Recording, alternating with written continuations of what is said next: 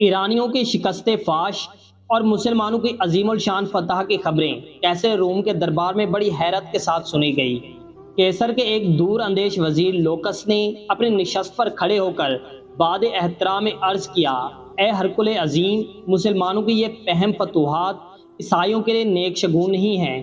اس سے پہلے کہ یہ خونی سیلاب ہمارے سرسبز و شاداب علاقوں کو بہا کر لے جائے، ہمیں ایک مضبوط حصار بنا لینا چاہیے۔ اس سے پہلے کہ وزیر لوکس اپنی بات مکمل کرتا، بوڑھا پادری شہرام اپنی جگہ سے اٹھا اور انتہائی متکبرانہ لہجے میں ہرکل اعظم کیسر روم کو مخاطب کر کے کہنے لگا، شہنشاہ کو معلوم ہونا چاہیے کہ ایرانی آتش پرست ہے، اس لیے آگ کی خوراک بن گئے، مگر ہم اہل سلیب ہیں اور سلیب ہی ہماری محافظ و نگہبان ہے۔ شہرام کے بعد دوسرے پادریوں نے بھی دربار میں پرجوش تقریریں کی۔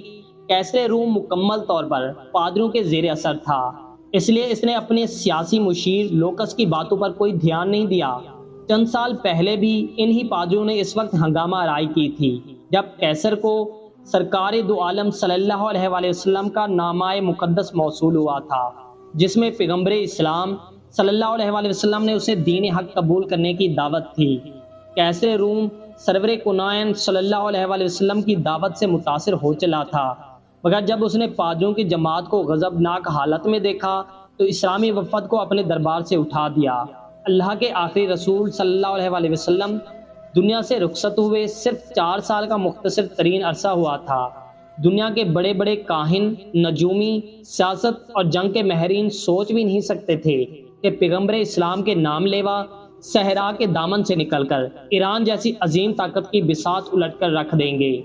وہ ایرانی جو خود کو دنیا کے سب سے مہذب اور طاقتور قوم سمجھتے تھے، جب پہلی بار مسلمان سفیر حضرت عبداللہ بن حذیفہ رضی اللہ تعالی عنہ حضور اکرم صلی اللہ علیہ وآلہ وسلم کا نام مقدس لے کر ایرانی شہنشاہ خسرو پرویز کے دربار میں ایک خاص ادائے بے نیازی اور جلال ایمانی کے ساتھ داخل ہوئے تھے، تو ایرانی شہنشاہ نے صحابی رسول صلی اللہ علیہ وآلہ وسلم کو بڑی نفرت و حقارت کے ساتھ دیکھا تھا۔ پھر خسرو پرویز نے نامہ رسول صلی اللہ علیہ وآلہ وسلم چاک کرتے ہوئے پوری عرب قوم کو انتہائی ذلت امیز لہجے میں مخاطب کرتے ہوئے کہا تھا، اے سو سمار چھپکلی نما جانور کا گوشت کھانے والوں اور اے اونٹ کا دودھ پینے والوں۔ پھر جب ناکام سفارت کے بعد حضرت عبداللہ بن حذیفہ رضی اللہ تعالی عنہ رسالت مآب صلی اللہ علیہ وآلہ وسلم کی خدمت اقدس میں حاضر ہو کر نامہ مبارک چاک کرنے کا واقعہ سنایا تو سرور کونین صلی اللہ علیہ وآلہ وسلم نے فرمایا، خسرو نے میرا خط چاک نہیں کیا، اپنی حکومت کے ٹکڑے کر دیے۔ چند روز بعد ہی خسرو پرویز کے بیٹے شیرویہ نے بڑی بے رحمی کے ساتھ اپنے باپ کو قتل کر ڈالا۔ پھر چند سال بعد حضرت عمر فاروق رضی اللہ تعالی عنہ نے ایرانی سلطنت کے مضبوط ترین ستونوں کو کسی بوسیدہ کتاب کے اوراق کی طرح ہوا میں اڑا دیا۔ کیسر روم کا وزیر لوکس اس واقعے سے باخبر تھا، اس لیے اس نے بھرے دربار میں مسلمانوں کی فتوحات اور یلغار کے سلسلے میں اپنے خدشات ظاہر کیے تھے۔ لوکس کا شمار اپنے وقت کے ذہین ترین افراد میں ہوتا تھا۔ اس کی جاگنے والی آنکھوں نے نوشتائے دیوار پڑھ لیا تھا کہ اب مسلمانوں کو رومیوں کے حریف طاقت بننے سے کوئی نہیں روک سکتا۔ یہی وجہ تھی کہ لوکس بار بار کیسر روم کو صورتحال کی سنگینی کا احساس دلانے کی کوشش کر رہا تھا۔ پادری شہرام کے جاسوس محل کے گوشے گوشے میں پھیلے ہوئے تھے۔ جب ان جاسوسوں نے کیسر روم اور وزیر کی خفیہ ملاقاتوں کی اطلاع دی تو پادری شہرام گہری سوچ میں ڈوب گیا۔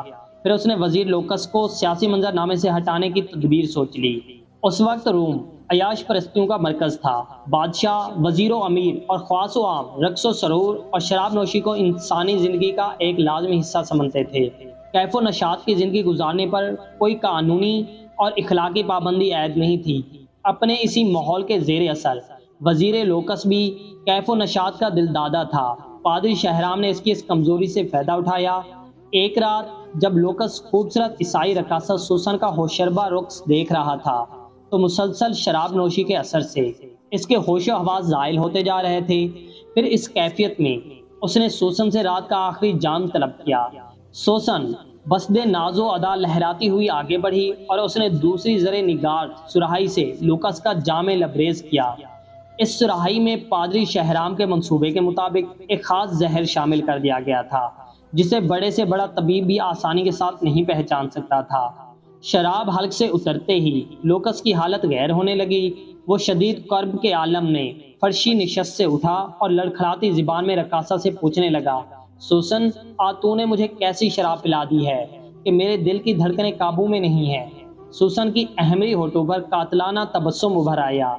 سلطنت روم کے عظیم وزیر، ساقی بھی وہی ہے، جام و پیمانہ اور صراحی بھی وہی۔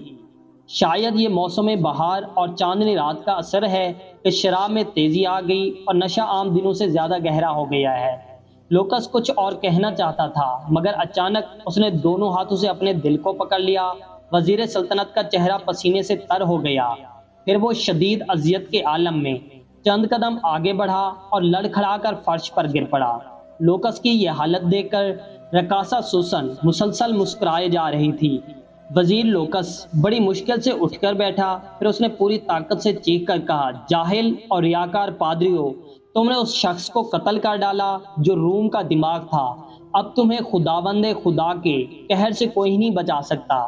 یہ کہہ کر لوکس نے ایک بار پھر کھڑے ہونے کی کوشش کی، لیکن وہ اپنے قدموں کا توازن برقرار نہ رکھ سکا اور دوبارہ اوندھے منہ قالین پر گر پڑا۔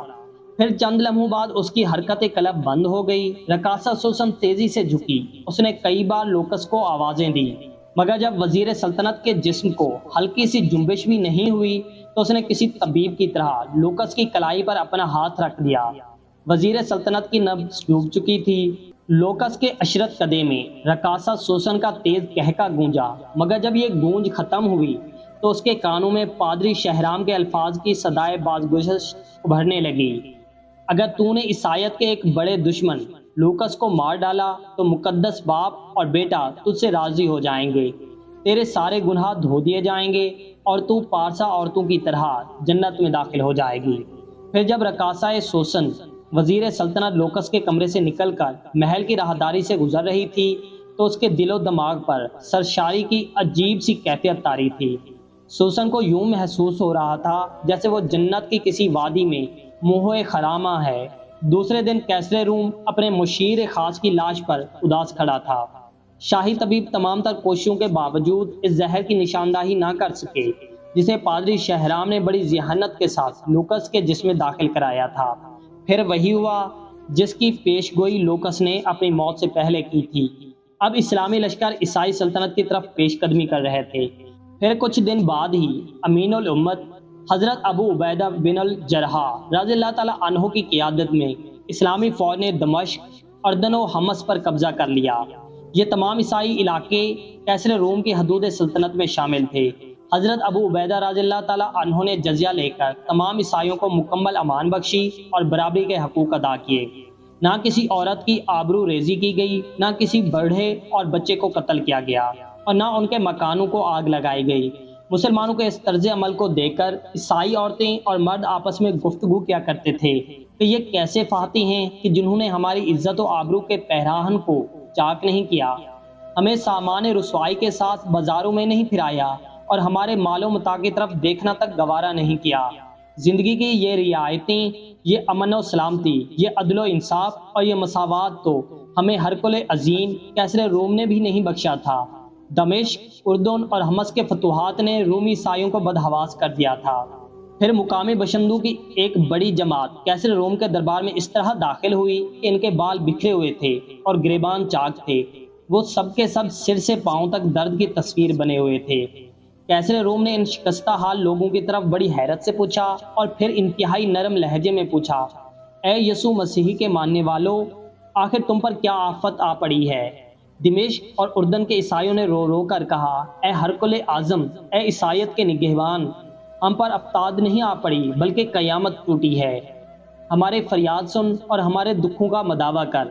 فریادوں کی یہ گریہ وزاری دیکھ کر کیسر روم کے چہرے کا رنگ بدل گیا اور اس نے انتہائی تند و تیز لہجے میں فریادیوں سے پوچھا، وہ کون ہے جس نے تم پر یہ قیامت توڑی ہے؟ میں اسے عبرت ناک سزا دوں گا اور تمہارے دکھوں کا ازالہ کروں گا۔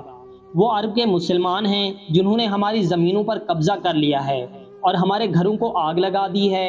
ایک فریادی نے زار و قطار روتے ہوئے کہا، بوڑھے اور بچے قتل کیے جا رہے ہیں۔ دوسرے فریادی نے ہچکیوں سے روتے ہوئے دنیا کا سب سے بڑا جھوٹ بولا، اے ہمارے بادشاہ، سلیب کی بیٹیاں بے اماں ہیں، وہ مسلمانوں کی حوث کا نشانہ بن رہی ہیں۔ فریادی نے عیسائیوں کی بربادی کا نقشہ کچھ اس طرح کھینچا کہ کیسر روم غضبناک ہو کر اپنے تخت پر کھڑا ہو گیا اور زہر آلود لہجے میں بولا، میں نے سلیب کے بندوں کی فریاد سن لی، تم سے میرا وعدہ ہے کہ اس وقت تک چین سے نہیں بیٹھوں گا جب تک تمہیں تمہاری زمینیں واپس نہیں مل جائیں گی۔ آج سے تم انطاکیہ میں ہمارے مہمان خاص ہو۔ اس وقت انطاکیہ کیسر روم کا دارالحکومت تھا۔ فریادی خوشی خوشی دربار سے چلے گئے۔ مسلمانوں کے سلسلے میں ان کی مکارانہ چال کامیاب ہو گئی تھی۔ کیسر روم رات بھر سکون سے نہیں سو سکا۔ بار بار اس کی آنکھ کھل جاتی تھی اور نظروں کے سامنے وزیر سلطنت لوکس کا چہرہ ابھر آتا تھا۔ تم سچ کہتے تھے لوکس کہ مسلمانوں کی یلغار ایران کی حدود تک نہ ٹھہرے گی۔ کیسر روم بڑے حسرت زدہ لہجے میں اپنے مرحوم سیاسی مشیر کو غیبانہ مخاطب کر کے کہتا، کاش تم زندہ ہوتے اور مشورہ دیتے کہ ایسی نازک صورتحال میں مجھے کیا حکمت عملی اختیار کرنی چاہیے۔